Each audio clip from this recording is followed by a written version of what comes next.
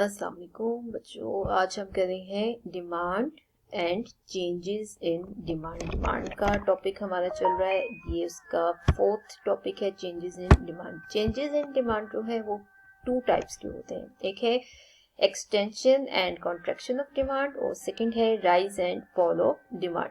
Bye meaning देखा जाए तो इनका सेम मीनिंग बनता है, लेकिन जो इनकी एप्लीकेशन है वो एक दूसरे से डिफरेंट है। पहले एक चार्ट की फॉर्म में जो है इसको मैं आपको दिखाती हूँ कि इनमें क्या डिफरेंस है, उसके बाद जो है हम टेबल और ग्राफ जो है उसको यूज करके इन दोनों को डिफरेंशिएट करेंगे। Extension and contraction in demand क्या है? बेसिकली ये लॉ ऑफ डिमांड को ही शो करती है, एक्सटेंशन एंड कॉन्ट्रैक्शन। इसमें हमारी बेसिक एजम्पशन ये होती है कि only price changes and all other factors remain constant. ठीक है, ये हमारा लॉ ऑफ डिमांड ही था कि ओनली प्राइस चेंज होती है और बाकी जितने भी डिटर्मिनेंट्स ऑफ डिमांड है all factors remain constant. Extension and contraction के केस में हमारे पास एक डिमांड कर्व होता है, ठीक है, उसी डिमांड कर्व के ऊपर we move from one point to the other on the demand curve and we remain on the same curve. एक कर्व है, उसी में मूवमेंट जो है ऊपर से नीचे और वापस नीचे से ऊपर की तरफ जो है वो हम शो करते हैं। और तीसरा जो है वो है extension and contraction is also called change in quantity demand और चेंज इन डिमांड स्केड्यूल।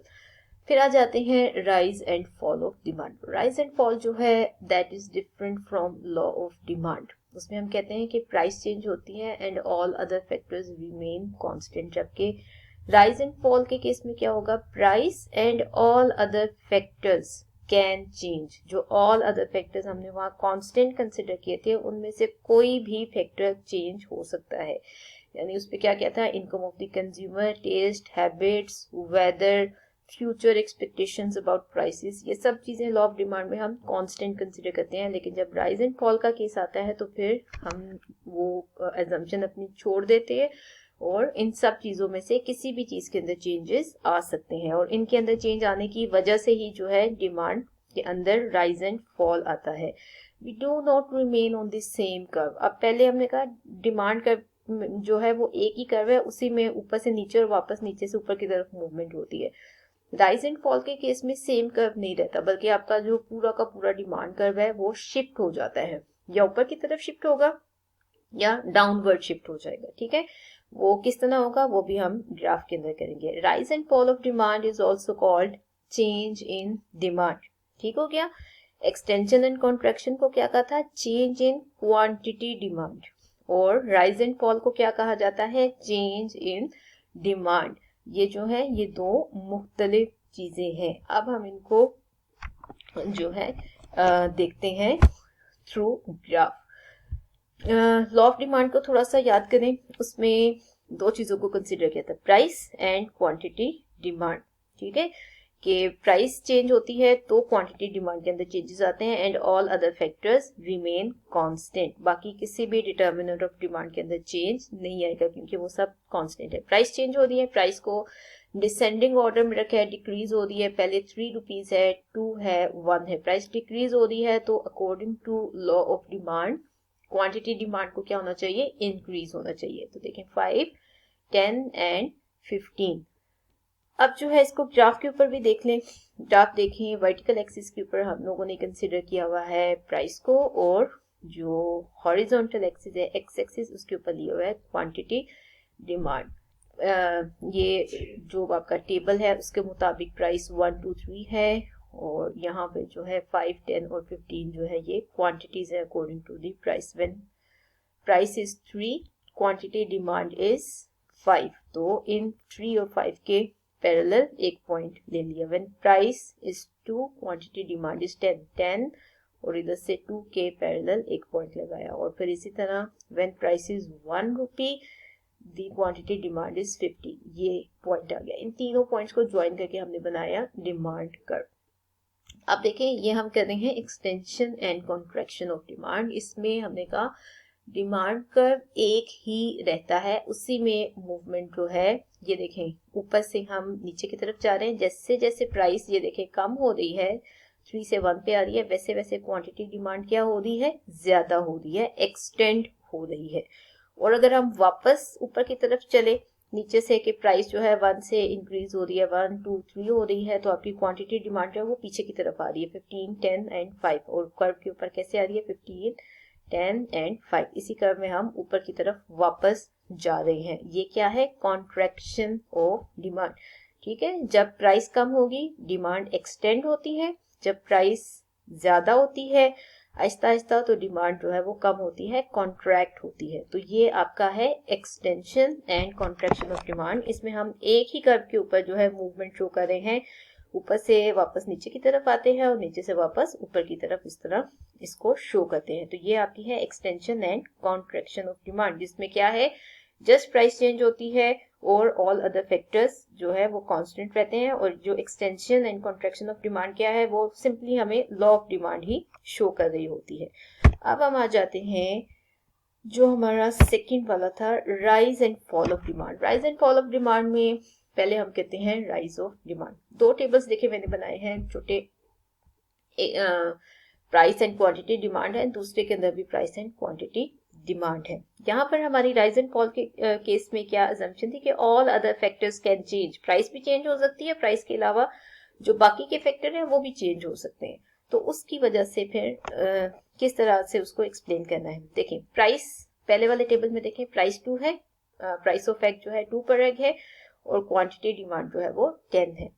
दूसरी तरफ देखें प्राइस के अंदर चेंज नहीं आया, प्राइस अभी भी 2 है, बट यहाँ पे आपको क्या नजर आ रहा है, change in quantity demand. Price तो चेंज नहीं हुई है तो फिर क्वांटिटी डिमांड चेंज क्यों हुई है, just due to change in some other factor, किसी और फैक्टर या डिटर्मिनेंट ऑफ डिमांड के अंदर चेंज आया है जिसकी वजह से quantity demand of x change हो गई है, जबकि प्राइस के अंदर कोई चेंज नहीं आया है। फिर आप देखें दूसरे टेबल पे आ जाए, दूसरा टेबल देखें प्राइस 2 है, क्वांटिटी डिमांड क्या है 10 है। इधर से प्राइस ज्यादा हो गई है, 2 से 3 हो गई है, लेकिन क्वांटिटी डिमांड के अंदर चेंज नहीं आया है। असूलन लॉ ऑफ डिमांड के मुताबिक अगर देखते तो क्या होना चाहिए था, प्राइस ज्यादा हुई है, डिमांड कम होनी चाहिए थी, लेकिन क्योंकि लॉ ऑफ डिमांड यहाँ पर हम कहते हैं आपके ये चेंज नहीं होती है, जो आपकी सॉरी क्वांटिटी डिमांड जो है यहाँ पे चेंज नहीं हो रही है, प्राइस के चेंज होने के बावजूद चेंज है। एक जगह पे क्या है प्राइस चेंज नहीं हो रही, क्वांटिटी डिमांड चेंज हो रही है, दूसरी जगह पे क्या है प्राइस चेंज हो रही है, क्वांटिटी डिमांड चेंज नहीं हो रही। क्यों, due to change in determinants of demand या due to change in other factors, जिनको हम लॉ ऑफ डिमांड के केस में कांस्टेंट कंसिडर कर लेते हैं। अब इसको ग्राफ बना के भी देखते हैं, 1 बाय 1 दोनों जो ग्राफ्स हैं उनको हम यहाँ पर प्लॉट करेंगे। प्राइस 2 क्वांटिटी डिमांड 10, ये देखें इधर से प्राइस जब 2 है क्वांटिटी डिमांड 10 है, इसी तरह जब अगेन प्राइस 2 है क्वांटिटी डिमांड 15 है। इधर से फिर देखें दूसरे टेबल पे आ जाए, when price is 2 quantity demand is 10, ये पॉइंट जो है ये दो पॉइंट्स को रिप्रेजेंट कर रहा है। फिर प्राइस 3 हो जाती है तो क्वांटिटी डिमांड 10 है, ये देखिए प्राइस 3 है क्वांटिटी डिमांड 10 है। अब ये हमारे पास आ गए हैं 3 पॉइंट्स आ गए हैं, इनको हम अलग अलग ज्वाइन करेंगे। ये जो एक पॉइंट नीचे था ये दो बार दो चीजों को, एक इधर वाले टेबल का है एक उधर वाले टेबल का है, ठीक है, तो यहाँ पर है और ये जो है ये शिफ्टिंग शो कर रहा है, एरो की डायरेक्शन देखें, डिमांड कर्व जो है वो बाहर की साइड पर शिफ्ट हो रहा है। बाकी जो ऊपर वाले दो पॉइंट्स हैं उनको ज्वाइन करके हमने एक डिमांड कर्व बनाया है, ठीक है।